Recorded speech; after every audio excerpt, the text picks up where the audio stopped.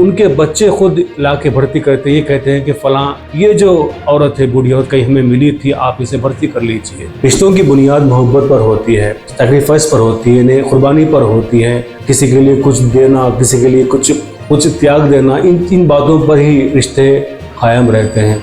नफरत या शिकायतें, अदावतें आ जाती है, लेकिन उसका मतलब ये बिल्कुल नहीं होता है कि अपने माँ बाप जिसने हमको पाला पोसा बड़ा किया, उनको हम रोड पर लेके आ जाएं। आप सभी को मेरा आदाब। रिश्तों की बुनियाद मोहब्बत पर होती है और सैक्रिफाइस पर होती है, कुर्बानी पर होती है।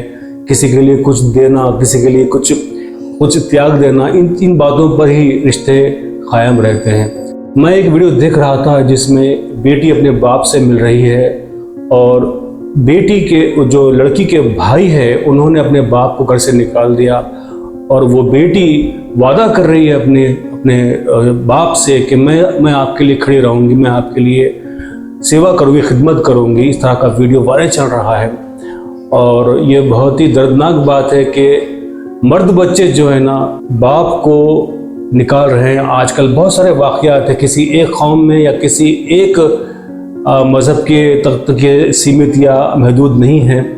हैदराबाद में हमारे शहर में देख रहा हूँ कई ओल्ड एज होम बन चुके हैं, जहाँ पर मुझे नाम याद नहीं आ रहा, फलां खातून का, उनके पास में कई ऐसे ओल्ड एज वुमेन आती हैं जहाँ पर उनके बच्चे खुद ला के भर्ती करते, ये कहते हैं कि फलां ये जो औरत है, बूढ़ी औरत कहीं हमें मिली थी, आप इसे भर्ती कर लीजिए।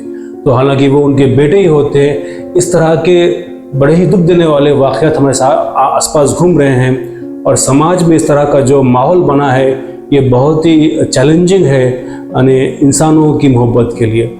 मुमकिन है रिश्तों के बीच में माली हालात और क्या कहते हैं इंतशार, नफरत या शिकायतें, अदावतें आ जाती है, लेकिन उसका मतलब ये बिल्कुल नहीं होता है कि अपने माँ बाप जिसने हमको पाला पोसा बड़ा किया, उनको हम रोड पर लेके आ जाएं।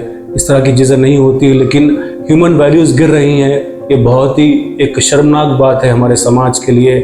मैं उम्मीद करता हूँ कि ये जनरेशन जो पढ़ाई कर रही है, जिसके पास एक एजुकेशन एक टूल है, उनसे ही उम्मीद करते हैं कि जितना भी पढ़ लिख लें, लेकिन आपके पास आपके माँ बाप की जो दौलत है वो बहुत ही अनमोल है। हमारा चैनल को सपोर्ट कीजिए, सब्सक्राइब कीजिए, लोगों तक पहुँचाइए। इंशाल्लाह फिर मिलूँगा।